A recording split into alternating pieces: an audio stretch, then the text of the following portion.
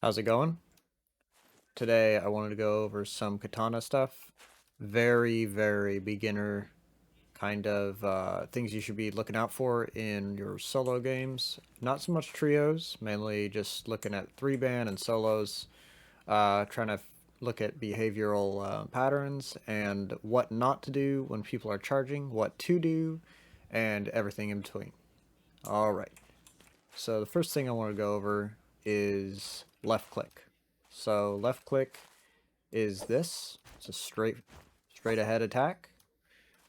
Right now, as you can see, I am on the even playing field. Even, what do you call it? My head is even with the opponent's head right here. He's on the same height level as me, right?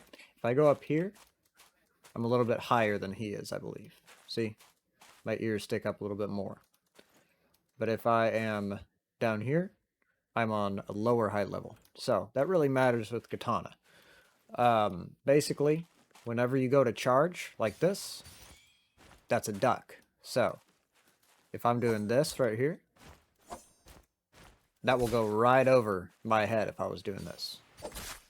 I don't know if you can tell. You probably can't tell. But basically, this left click here will stagger for a lot longer than this right click. Okay? So it's a risk versus reward. The right click, I'm sorry, the right click does not stagger for as long as the left click does. All right. So if I right click here, I can do this. Okay. I can do that too, but I cannot do this. Right. So this is not a combo. All right. This is not a true combo. So the difference between a true combo and just a normal like string of attacks, let's just say. A true combo just means basically they can't get out of it no matter how hard they press the shift button, no matter how many times or how hard they press it, they're going to be comboed unless I drop the combo. So this right here is a true combo. Now, if I do this twice here, the game knows, sorry, this plus this. You see how I did that twice? The game knows when I do that twice. So doing this, then this, then this, that's not a true combo. Just because the game will understand that I just strung together 2 left click attacks, and it will not allow me to string together one of these after that, even though the original combo does start with a left click uppercut. So you just got to be aware of what the game allows you to do and what the game does not allow you to do. The game does not allow a right click into an uppercut unless they don't dodge. Now, obviously, all of these things, if the opponent does not dodge, if you hit the opponent off guard, whatever, they will still work. It's just true combo versus not true combo, or untrue combo. Not a combo, basically. True combo versus not a combo. Alright, so basically you'll see a lot of people in 3-band doing this, into this, into this, something like that, right? That's a true combo. You can't get out of that. No matter how hard you try, you cannot get out of that, alright? You cannot get out of this either, unless the person doing it screws it up. All right. Now that timing is a little bit specific, and that's why it's kind of dangerous to do. So we're not going over combos, but I just wanted to explain the reason why you might want to left click in certain situations, like if the ground's even,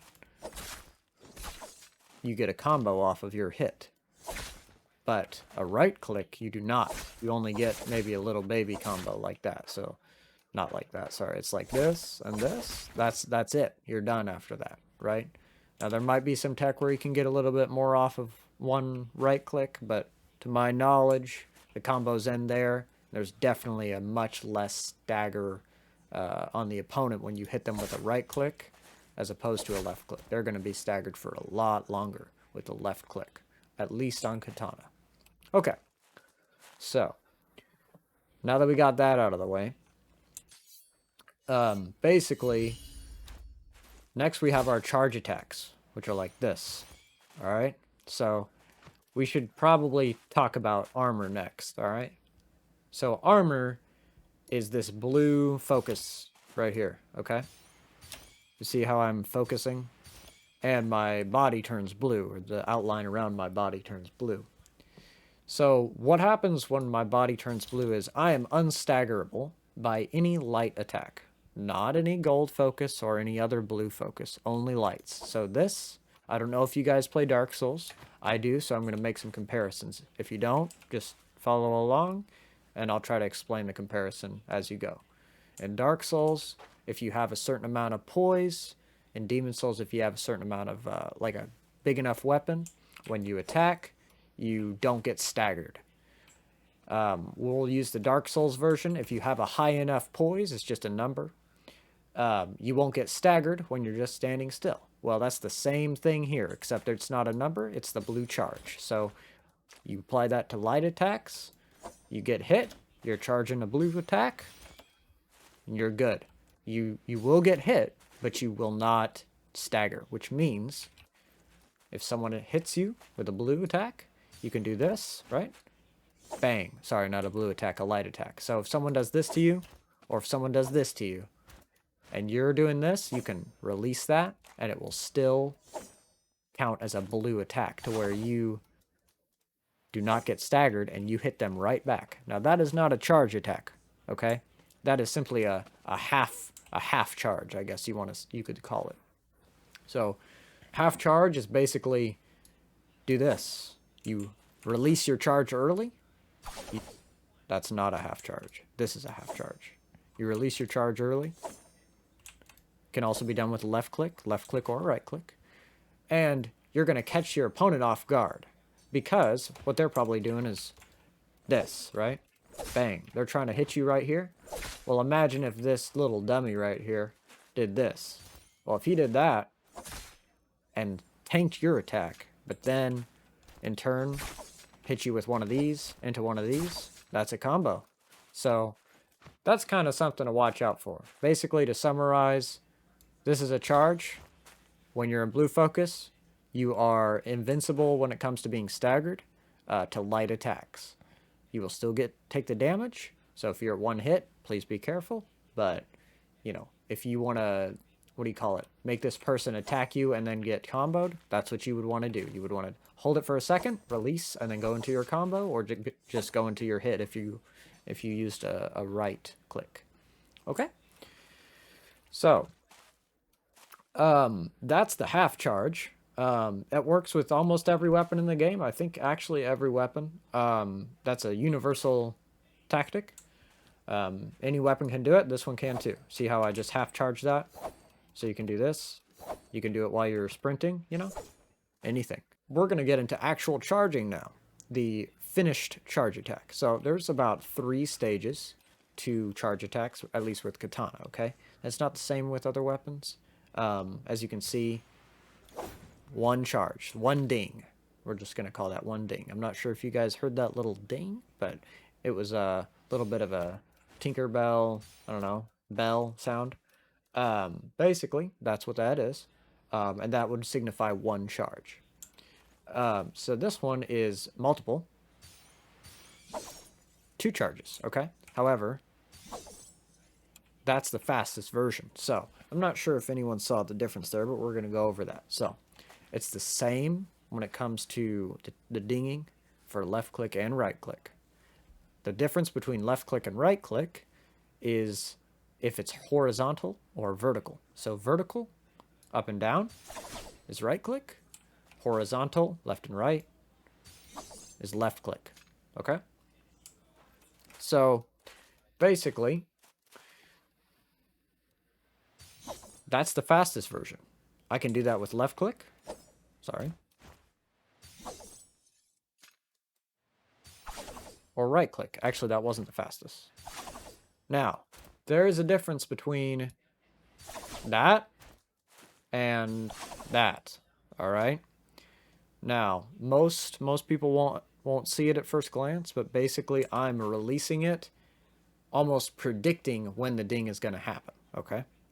I'm releasing it as early as I possibly can without doing a half charge, all right? So if I released it too early, it would look like this. That's too late. And that's perfect. So that's the fastest way to do it. If you want to get that focus out as fast as possible, you gotta basically anticipate the ding is going to happen and release exactly when the ding happens. And that's your fastest version of the focus, okay? That's only with Katana. This, actually, see, it's with longsword, but there's only one ding. It doesn't ding a second time later for a bigger charge. This one has multiple charge states. So, that is the fastest version, and it will do the same amount of damage as if you hold it like that. It's the same thing, it's just faster. So, if you're trying to get it out fast, use that one or that one. Same timing, just different horizontal or vertical. Or if you're trying to fake someone out or just do a lot of damage, I don't know, whatever you need it for, you can use the fully charged version, which is the double ding, okay? The double ding is very powerful, especially for when people are running up on you and parrying. That's why I think that the run-up parry method is very, let's just say, inconsistent.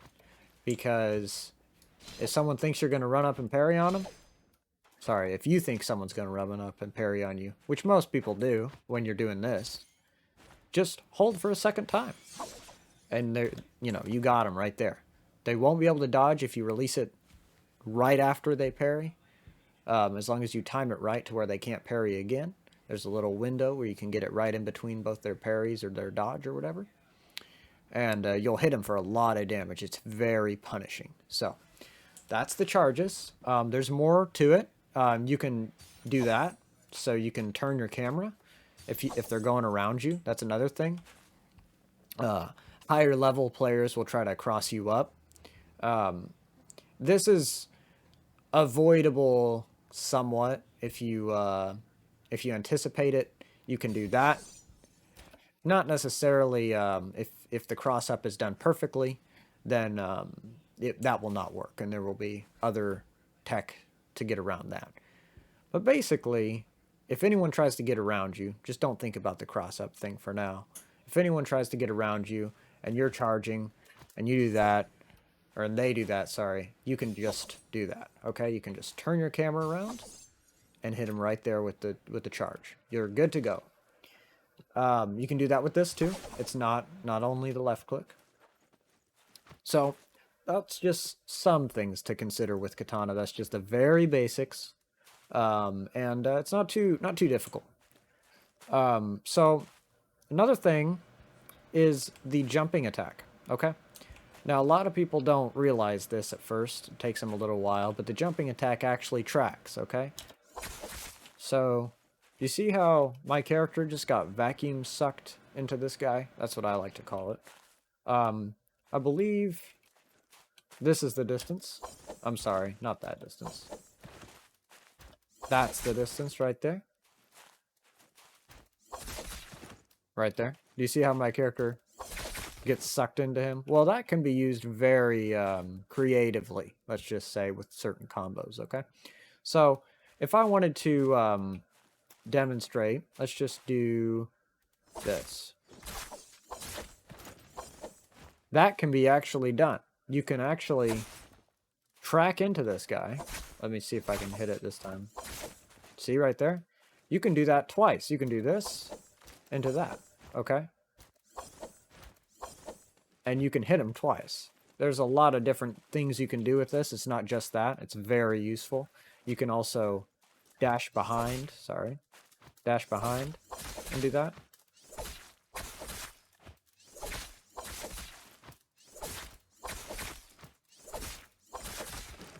Very useful against Tarkajis that are running away with their very large dodge they have.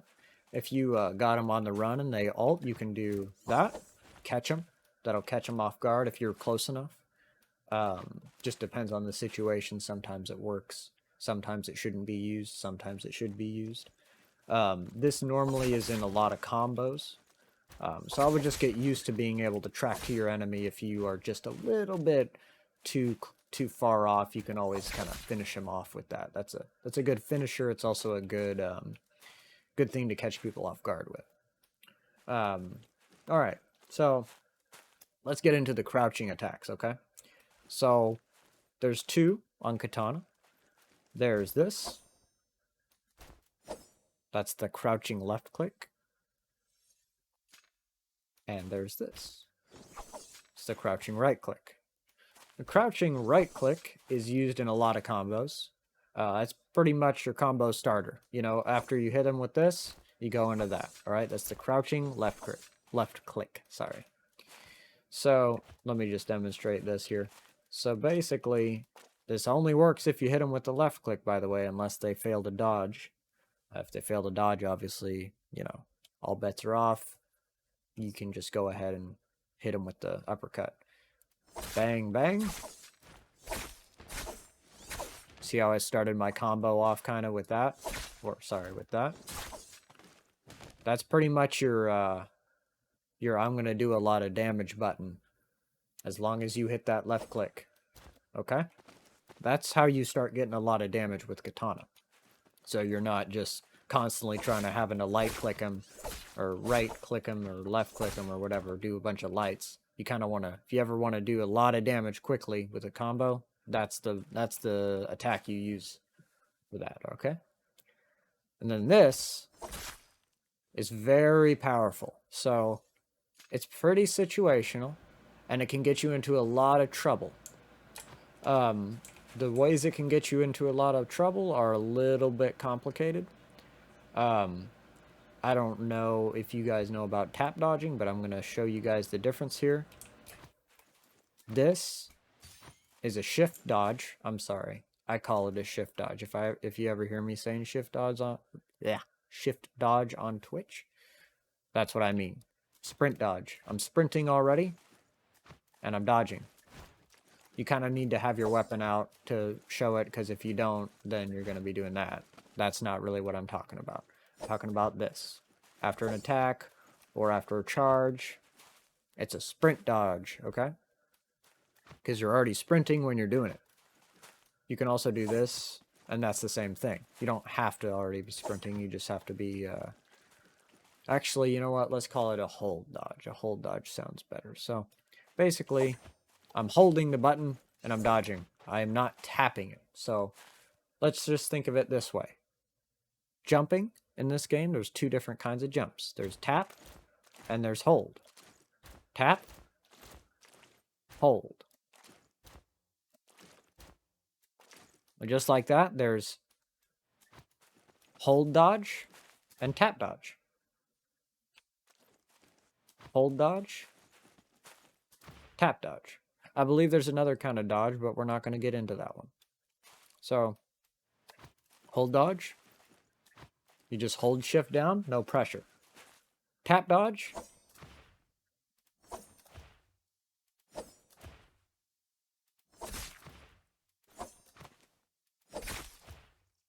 You can do it any direction.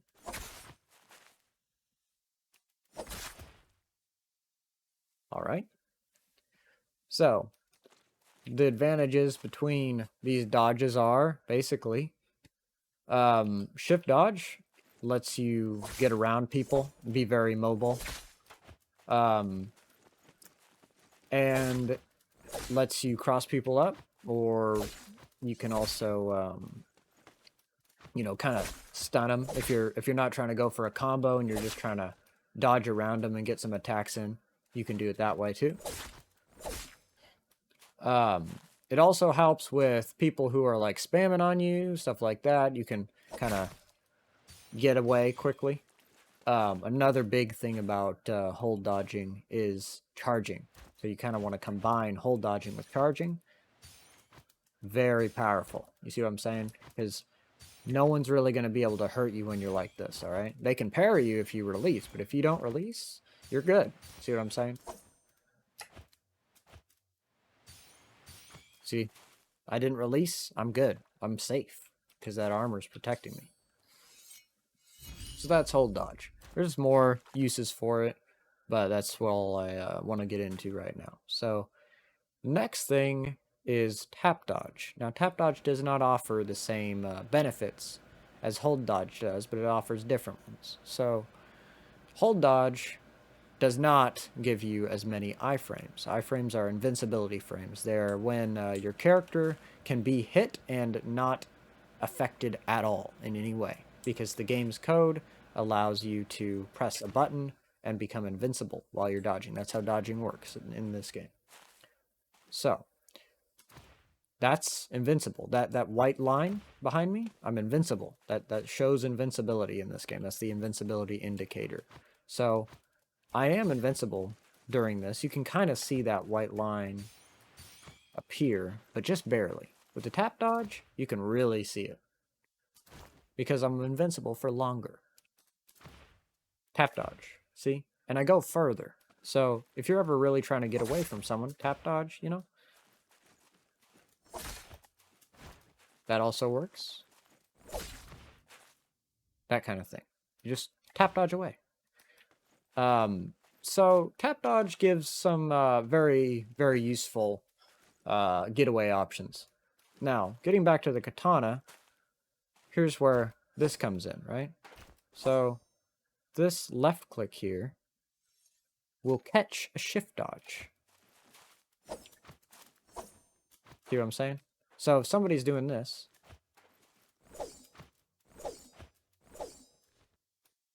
and they're spamming left click on you, remember what I said about left click going over people's heads?